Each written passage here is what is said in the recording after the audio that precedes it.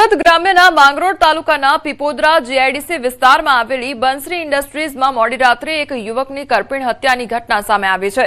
Bike પર આવેલા અજાણ્યા ઇસમોએ યુવક પર તીક્ષ્ણ હથિયાર વડે જીવલેણ હુમલો કરી હત્યા નિપજાવી તો ઘટનાને અંજામ આપ્યા બાદ હુમલાખોરો ફરાર થઈ ગયા। જાણ થતાં પાલોદ પોલીસ તાત્કાલિક ઘટનાસ્થળે પહોંચી આવી હતી અને તપાસ અને આગળની કાર્યવાહી પણ શરૂ કરી છે। તો મૃતદેહને પોસ્ટમોર્ટમ માટે ખસેડવામાં આવ્યો છે। મૃતક યુવકનું નામ રાજુ મારવાડી હોવાનું પ્રાથમિક તપાસમાં સામે આવ્યું છે। અમદાવાદના નરોડા જીઆઈડીસીમાં આગની ઘટનાનો મામલો સામે આવ્યો છે। સારવાર દરમિયાન વધુ એક મજૂરનું મોત નીપજ્યું છે। પરિવારજનો મૃતદેહ લઈને કંપની ખાતે પહોંચ્યા તો મજૂર રમેશભાઈ પરમારનો મૃતદેહ લઈને પરિવારજનો કંપનીમાં પહોંચ્યા હતા। કંપનીના સંચાલકોએ યોગ્ય પગલાં ન લેતા પરિવારજનોમાં રોષની લાગણી છવાઈ છે। કંપનીમાં બેદરકારીથી આગ લાગતા મોત થયાનો આક્ષેપ કરવામાં આવી રહ્યો છે તો કંપનીના કર્મચારીઓને યોગ્ય સુરક્ષા ન આપતા મોત થયાનો આક્ષેપ કરવામાં આવી રહ્યો છે। સુરત લાલગેટ વિસ્તારમાં નઈમ ફેશન નામની કાપડની દુકાનમાં આગનો બનાવ બન્યો છે। નીચે કાપડની દુકાન અને ઉપર રહેણાંક ઇમારત હતી। હનીફા મંઝિલમાં આવી હતી કાપડની દુકાનો। બીજા અને ત્રીજા માળે ફસાયેલા 10 લોકોનું રેસ્ક્યુ કરવામાં આવ્યું। બીજા અને ત્રીજા માટે 2 પરિવાર રહેતા હતા સુરત, ત્યારે મહાનગરપાલિકાની ફાયરની ટીમે લોકોનો જીવ બચાવ્યો અને ગ્રાઉન્ડ પ્લસ 5 માળનું મકાન હતું અને ત્યાં આગળ આ ઘટના સર્જાઈ હતી। રાજકોટ મહાનગરપાલિકાની ફૂડ શાખાએ ખાદ્ય પદાર્થોમાં ભેળસેળ સામે કાર્યવાહી તેજ બનાવી છે। તો કેવડાવાડી વિસ્તારમાં આવેલા કૃષ્ણા ઘી ભંડારમાંથી લેવામાં આવેલા ઘીના નમૂનાઓ પરીક્ષણમાં ફેલ થયા હોવાનું સામે આવ્યું છે। આ ઉપરાંત ફૂડ વિભાગે શહેરના વિવિધ વિસ્તારોમાં 19 ધંધાર્થીઓને ત્યાં ચેકિંગ હાથ ધર્યું। શીતલ બ્રાન્ડના 2 અને કોઠી આઈસ્ક્રીમના 2 નમૂનાઓ પણ તપાસ માટે લેવામાં આવ્યા છે। તો લાયસન્સ સંબંધિત મુદ્દે 9 ધંધાર્થીઓને સૂચના આપવામાં આવી, જ્યારે 10 સ્થળોએ ચકાસણી હાથ ધરવામાં આવી। અમદાવાદમાં કેનેડાના વિઝાના નામે 98.15 લાખની છેતરપિંડી આચરવામાં આવી છે।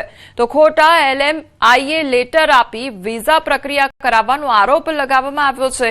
4 અરજદારોના વિઝા રિજેક્ટ થયા હોવાનો દાવો કરવામાં આવી રહ્યો છે। યશ પટેલ, જયેશ પટેલ અને પદ્મીન પટેલ સામે ફરિયાદ નોંધવામાં આવી છે।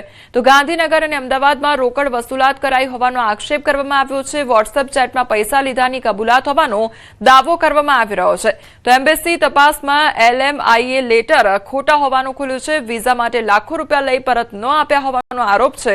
તો પોલીસે ત્રણેય સામે વિશ્વાસઘાત અને છેતરપિંડી હેઠળ કાર્યવાહી શરૂ કરી છે।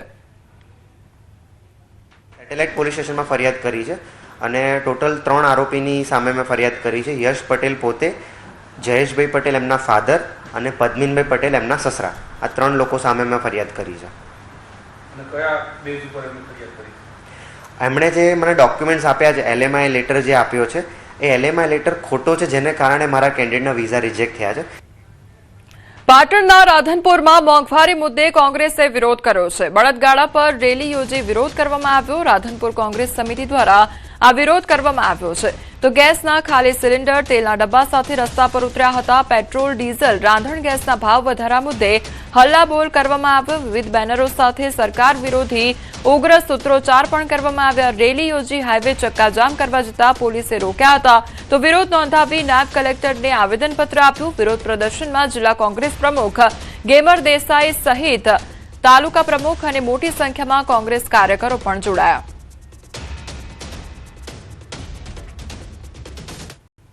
અરવલ્લીના ભિલોડા ખાતે કોંગ્રેસના ધરણા અને મોંઘવારી, બેરોજગારી અને પેપર ફૂટવા મુદ્દે વિરોધ કરવામાં આવ્યો। મોટી સંખ્યામાં કોંગ્રેસના કાર્યકરો જોડાયા। તો સરકાર પગલાં ન ભરે તો કોંગ્રેસ જલદ આંદોલન પણ કરશે તેવી ચીમકી પણ ઉચ્ચારવામાં આવી છે।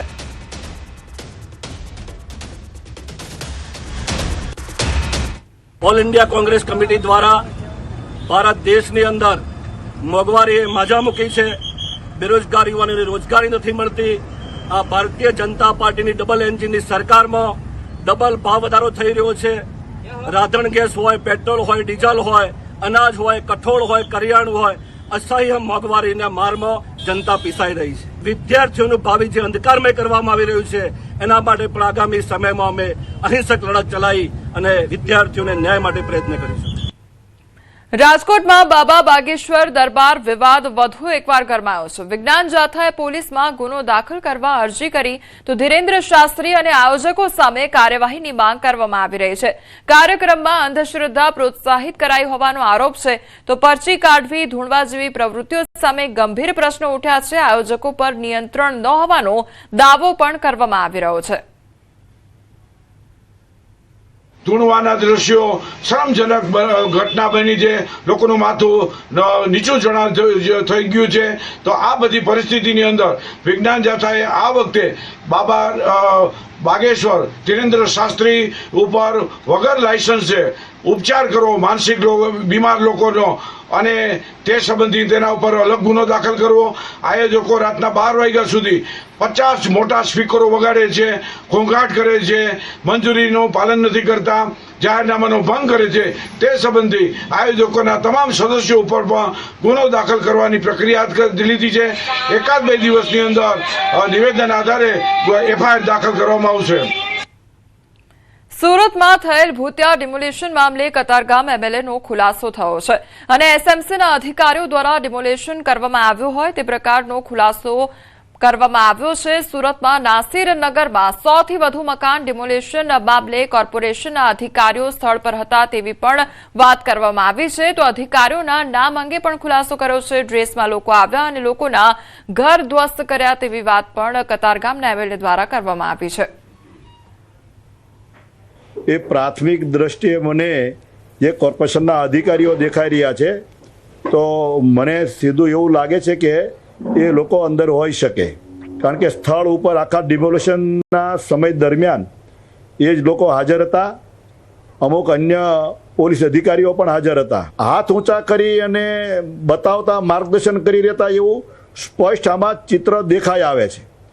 છતાં પણ એમ કહે છે કે અમે નથી કર્યું, એટલે આ ચોક્કસ શંકાના દાયરામાં છે આ અધિકારીઓ, અને એને પ્રોટેક્શન આપનારા અધિકારીઓ પણ શંકાના દાયરામાં છે. ઘણા અધિકારીઓ હાજર હતા. એમાં બેના નામની મને ખ્યાલ આવ્યો છે, એક રામજીવાલા અને એક સુજન પ્રજાપતિ. અને આ અધિકારીની સુજનની છાપ પણ એવી છે. એટલે આની તપાસ તો થવી જ પડે અને કરશે સરકાર. તો એ આરડીડીમાં નોકરી કરે છે એ મારા જાણમાં છે. તો આરડીડીમાં નોકરી કરે ને ત્યાં સ્થળ ઉપર શું કરતા હતા ભાઈ? અને આગળ પણ ભૂમિકા જે ઝોનમાં નોકરી કરી છે ઝોનમાં પણ એની વિવાદાસ્પદ ભૂમિકા રહી છે. એટલે એની તો તપાસ, એની આર્થિક તપાસ પણ થવી પડે કે એની પાસે કમાણી, એનો પગાર શું છે અને શું એને મિલકતો કે એની પાસે શું છે.